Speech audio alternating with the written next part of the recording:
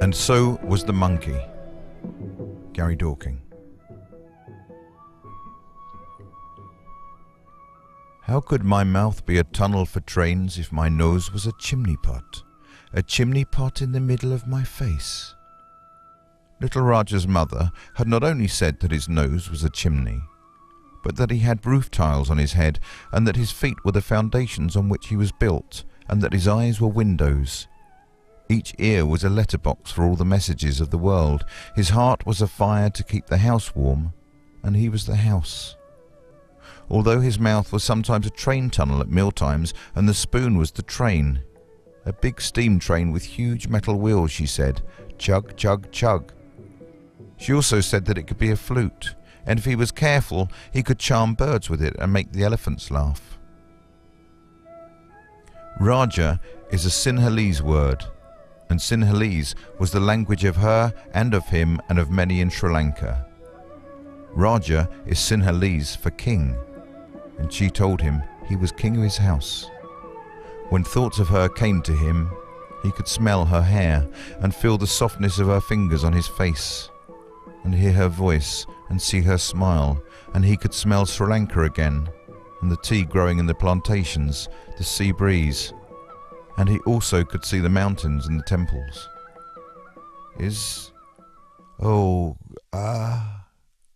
Said the old man that Raja had since become. He was pleased with this statement, although it made no sense outside of his head. Inside, it was a deduction, and deductions were things he had long since forgotten how to make.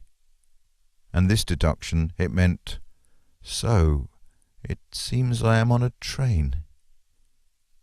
And it had been the train that made him think of her, his train tunnel mouth waiting for her delicate hands to feed him. This thing he found himself in now, so many years later, it had windows, and it was moving. How he had got there he had no idea, but for him to have any idea it was a miracle. And if he could remember 10 minutes ago as well as he remembered 70 years, he would know why he was on a train, and how he got there, and where he was going. It had to be a train, because there were other people on it, either reading or looking lost or found, but all in their own world as people often are on trains. He remembered it from years ago. As a boy, he had travelled from Sri Lanka to Great Britain with his father. There were cars and buses and trains and boats. He remembered all that, and he wished that he did not. He always wished that he did not, until he could no longer make wishes. He could cope with his house becoming old, when the roof tiles started to fall, leaving him bald, when the windows misted up and he had to wear glasses. It was the monkey that was the problem. Outside, fields rolled past, fields and hills and trees. There were very few buildings. Everything seemed very bright. He wasn't used to such brightness. "Aren't you?" he said. And then he was overcome with an instant sense of wonder. He was arranging words into what was very nearly a sentence. Where was the monkey? The monkey came to his house, he knew not how long ago. They called it dementia, and he called it the monkey. They said he was in the early stages of dementia, and he said a baby monkey had moved into his nice house.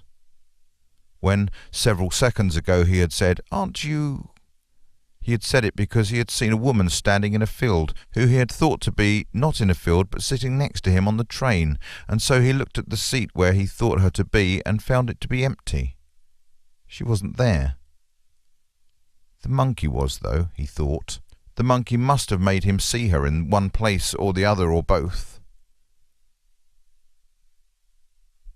It was okay for the house to be falling down around him if the porch light flickered or the television stopped working.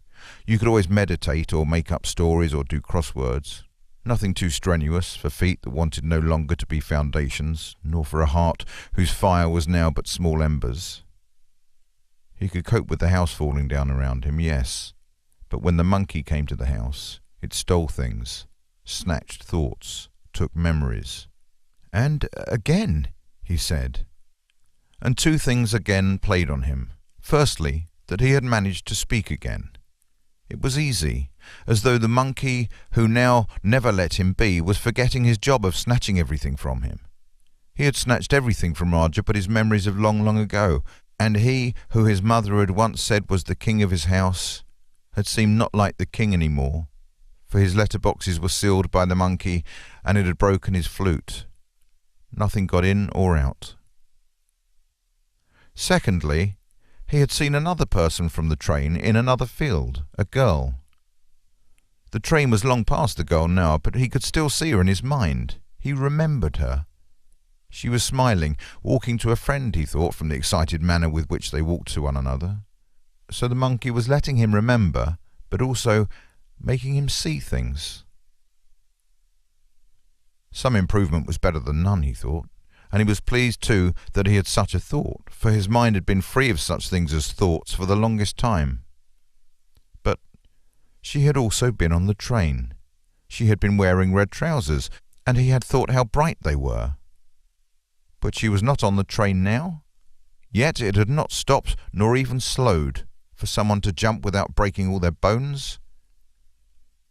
The monkey often planted things in him. Hardest for him was when it told him how to feel empty or sad or confused. You can live in a derelict house if you can still count your blessings, but when you cannot count nor choose what you will think. He would have hated the monkey, but he had forgotten what a monkey was. Only others knew he had dementia by that time. He had come to know very little at all. If it wasn't a train, then why are all these people sitting around looking out of the windows, reading? It had windows, not just holes in the walls, because if there was no glass, then the wind would be blowing in. Another deduction, another thought process, another.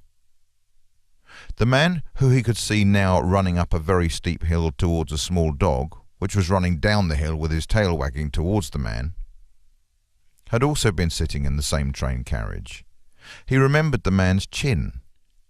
It was a small chin that looked almost like it was just a slope from his big bottom lip to the base of his neck. And now he could see this chin on this man hundreds of feet away, through his old misted window eyes, while travelling at speed on a train. This man too should be on the train, but there was no dog, never a dog with him on the train. Roger himself once had a dog, in Sri Lanka. It barked at him with his tail wagging so much as he left with his father. Neither he nor the dog knew that he was never coming back, that the journey to Great Britain was happening. "Your mother will meet us later," his father said. He was angry. Roger learned that he should not ask about his mother. "You are lucky I am taking you with me," he would say. This became, "You are lucky I brought you with me. Shut your mouth, ungrateful bastard." And slowly something inside little Roger made him stop asking. Now Roger, inspired by his new ability to think again, decided he would make a careful note of everyone on the train. Either the monkey was playing games, or he was remembering properly, and if he was remembering properly, then people were disappearing off the train and reappearing in the landscape in an instant. Oh dear. No, he was going to do what he had decided to do. Janika. This was what his mother called him when he was determined. It was a Sinhalese word for furious elephant, and sometimes little Roger would be very willful.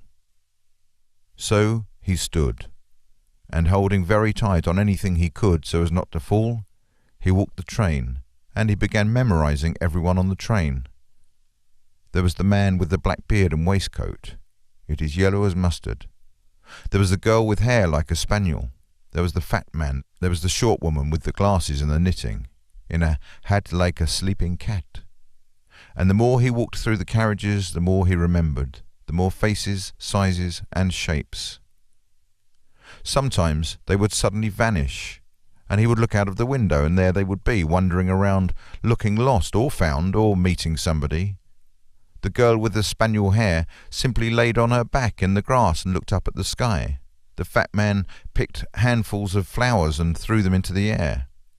A raggedy-looking old man ran faster than old man could surely run to a cottage where he was met by an old lady. Roger could just make out their embrace as the train sped away from them. Perhaps the monkey is bored with leaving me empty. Perhaps he prefers that I go mad. Roger began doubting himself. His furious elephant's bottom landed back on the seat, and he covered his face with his hands. Better to have no thoughts than these, he said. But he was having thoughts. He was having strange thoughts. And he was having lost yet familiar memories. He remembered delivering papers in East London, his breath a mist that flew past him as he cycled, and his feet only just reaching the pedals. He remembered the young and beautiful face of his wife. The face of his wife, the woman.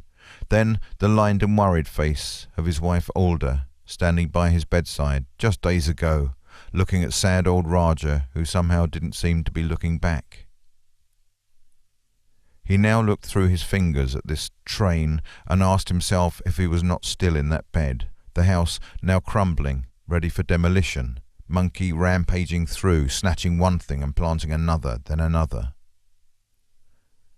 Almost everyone seemed to be reading or staring out of the windows, looking lost or found. "You can't disembark until you've read this book, sir." "What?" "This book, sir." Was this man a ticket inspector, a railway guard? He looked like, well, anybody, no uniform to speak of. He had, Roger supposed, a smile he could trust. What was the monkey doing to him? Should he just sit still, wait for all this to pass? Roger could still not remember how he got on the train, still had no idea why or where it was going. Perhaps there were people looking for him. He slumped back into his seat, and his eyes fell upon the young lady sitting opposite him. She was very pretty, with such kind eyes, yet sad they were, as if some great weight had fallen upon her. She too was reading. Next to her was a man in a suit. He had shaved his head so that his baldness was less obvious, Roger thought. Roger liked the man's tie. It was silk and bright red with splashes of blue, so vivid it reminded Roger of a peacock's tail. The man was reading too. What was that book? The girl with the kind eyes was reading it too. "Are you all reading the same book?" She smiled, nodded, and pointed to Roger's lap.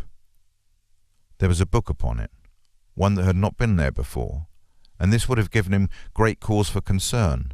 He would have started to blame that monkey again, to suspect even more that he was being played with by that hairy little creature. Had he not been distracted? Had the man opposite him not vanished? Had he not reappeared outside on a bicycle, with a woman cycling by his side? They were laughing. Laughing.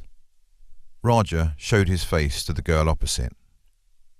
He wanted her to see it, wanted someone to connect with him, even if it was an imaginary girl with imagined kind eyes, just someone to show his astonished face to.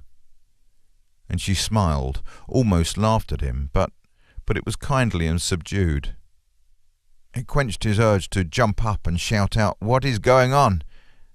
He made do with fiddling with his cuffs and shuffling in his seat. She pointed again at the book. "Oh, well," Roger said, and he picked the book up and began to read.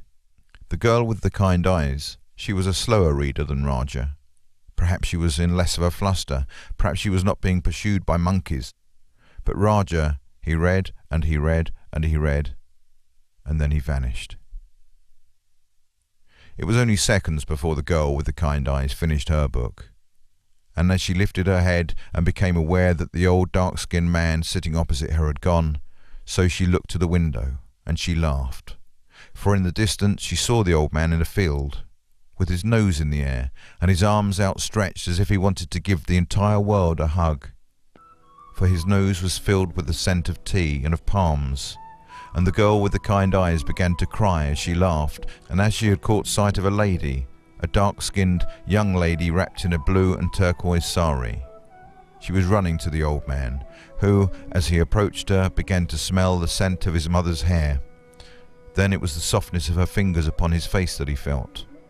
And though the train was now far from the scene, the girl with the kind eyes saw through her tears what could almost have been an Indian temple, She almost thought she saw elephants and peacocks.